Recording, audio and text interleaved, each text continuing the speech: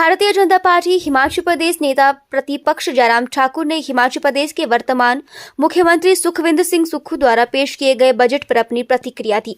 जयराम ठाकुर ने कहा कि हिमाचल प्रदेश में कांग्रेस की सरकार ने आज दूसरा बजट प्रस्तुत किया है और मुख्यमंत्री ने जिस प्रकार से बजट में फिर से झूठ बोलने का प्रयत्न किया है, लोगों को गुमराह करने का प्रयत्न किया है, उन्होंने कहा कि अब की बार इसमें वो विफल हो जाएंगे। झूठ बोलने की ये सारी बातें बार बार इस प्रकार से करना लोगों का भरोसा टूट चुका है। लोग विश्वास नहीं करेंगे, भरोसा नहीं करेंगे।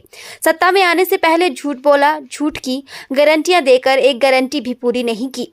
फिर सत्ता हासिल हुई तो पहला बजट प्रस्तुत किया। जब सुक्खू ने घोषणा की, उनमें 95% जो योजनाएं और वादे उन्होंने किए थे पहले बजट में, उनमें से कुछ काम हुआ ही नहीं। और उसके बाद अभी हाल ही में इस बजट में जो मुख्यमंत्री ने फिर से झूठ बोलकर लोगों को गुमराह करने की दिशा में प्रयत्न किया है, क्योंकि उनको अच्छी तरह से मालूम है कि लोकसभा का चुनाव आने वाला समय में है, तो लोकसभा के चुनाव से पहले फिर से झूठ बोल करके आम जनमानस को गुमराह किया जाए। जयराम ठाकुर ने कहा कि हिमाचल प्रदेश की जनता इसको सिरे से नकारेगी और सिरे से खारिज करेगी। उन्होंने कहा कि कांग्रेस सरकार ने हिमाचल प्रदेश में ऋण इस कदर लिया कि तमाम रिकॉर्ड तोड़ दिए हैं। 14 महीने में 14,000 करोड़ रुपए का ऋण लिया, जिसको उन्होंने खुद आज अपने बजट में स्वीकार किया। हिमाचल प्रदेश में कांग्रेस की सरकार ने आज दूसरा बजट प्रस्तुत किया है और मुख्यमंत्री सुखविंदर सिंह सुक्खू जी ने जिस प्रकार से बजट में फिर से झूठ बोलने का प्रयत्न किया है, लोगों को गुमराह करने का प्रयत्न किया है, मैं मानता हूं कि अब की बार इसमें वो सफल नहीं होंगे। देखिए, झूठ बोलने की ये सारी बातें बार बार इस प्रकार से करना, लोगों का भरोसा टूट चुका है। लोग विश्वास नहीं करेंगे, भरोसा नहीं करेंगे। सत्ता में आने से पहले झूठ बोला, झूठी गारंटियां दे करके गारंटी पूरी नहीं हुई। फिर सत्ता हासिल हुई तो पहला बजट प्रस्तुत किया, जो घोषणा की उनमें से 95% जो योजनाएं उनने घोषणा की ही, जो वादे उनने किए थे पहले बजट में, उनमें से कुछ काम हुआ ही नहीं। और उसके बाद अभी हाल ही में इस बजट में जो मुख्यमंत्री जी फिर से झूठ बोल करके लोगों को गुमराह करने की दिशा में प्रयत्न कर रहे हैं, क्योंकि उनको अच्छी तरह से मालूम है कि लोकसभा का चुनाव आने वाले समय में है, तो लोकसभा के चुनाव से पहले फिर झूठ बोल करके गुमराह किया जाए, तो मैं समझता हूं कि हिमाचल प्रदेश की जनता इसको सिरे से नकारेगी, सिरे से खारिज करेगी। सबसे बड़ी बात तो यही कहूँगा मैं कि हिमाचल प्रदेश में इस बजट में किसी भी वर्ग के लिए कोई राहत नहीं है। कर्मचारियों की अगर बात कहते हैं, कर्मचारी हितैषी की बात उनने कही, अभी तक इस बजट में कोई उस बात का जिक्र नहीं है। ओपीएस की बात कहते कहते अपने आप वो उसमें उलझ करके रह गए कि ओपीएस में अब आने वाले समय में जिक्र आज बजट में नहीं किया है, लेकिन हकीकत है इस बजट के बाद जब लोकसभा का चुनाव होगा, जो ओपीएस के लोगों को भी निराशा इसमें हाथ लगने वाली है, क्योंकि 50% लास्ट पे ड्रॉन की जो पेंशन की उनकी एक सुविधा है, उसको कम करने की दिशा में प्रयत्न चल रहा है। मैं ये बड़ा साफ कह रहा हूँ, उसको 30% करने की दिशा में चीज़ें चल रही हैं। और दूसरी बात, क्या ये सत्य नहीं है कि जहाँ पूरा साल वो कोसते रहे हिमाचल प्रदेश में पूर्व सरकार को कि भारतीय जनता पार्टी की सरकार ने ऋण लिया। आपने तो हिमाचल प्रदेश में ऋण इस कदर लिया कि तमाम रिकॉर्ड तोड़ दिए।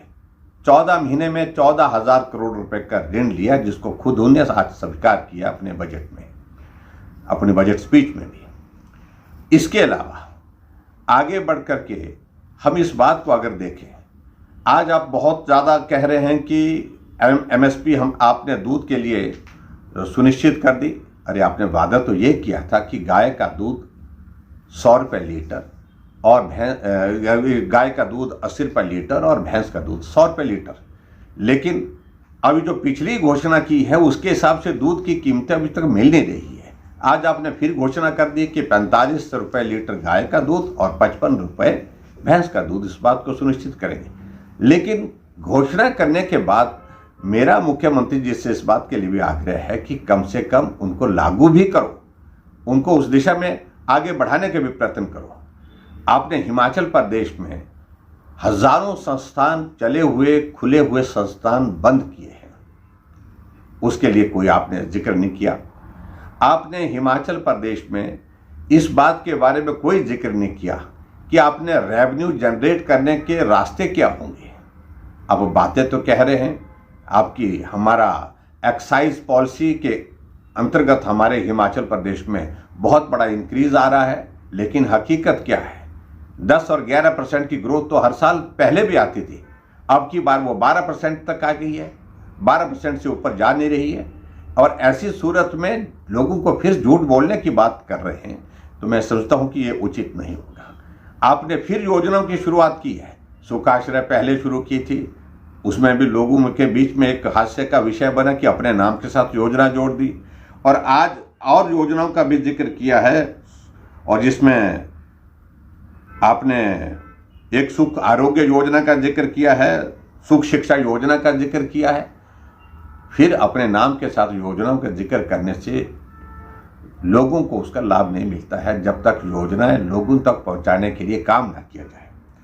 और इसके अलावा आपने कुछ वर्ग के लिए जो घोषणा की है, वो घोषणा मात्र इसलिए किए हैं कि ठीक इस बजट के बाद लोकसभा का चुनाव है, और लोकसभा के चुनाव आने की वजह से आपको लग रहा है कि अब लोगों को गुमराह करना चाहिए, लोगों को फिर से उस प्रकार से जिस प्रकार से आप सफल हो गए पहली बार हिमाचल प्रदेश में, पिछली बार झूठी गारंटी दे करके सरकार बनाने में।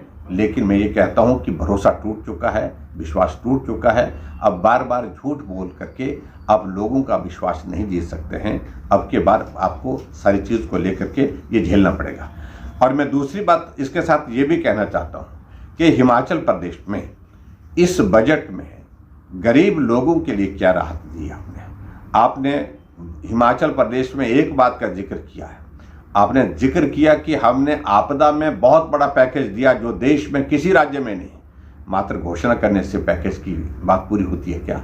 आप हकीकत में देखिए कि जमीन में क्या पात्र व्यक्तियों को वो राहत मिली है क्या? कितने लोगों को मिली? चुनिंदा लोगों को मिली है।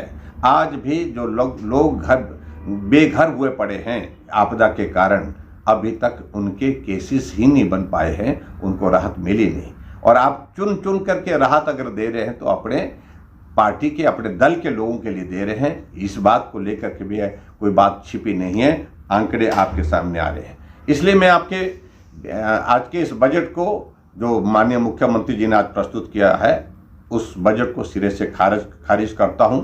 बेरोजगार सड़कों पर धरने पर बैठे हैं, आउटसोर्स कर्मचारी जो नौकरी पर लगे थे नौकरी से निकाल करके वो धरने पर बैठे हैं, कर्मचारी समय पर सैलरी ना मिलने वाले हैं, चाहे वो HRTC है, चाहे वो HPTDC है, चाहे वो हिमाचल प्रदेश इलेक्ट्रिसिटी बोर्ड के कर्मचारी।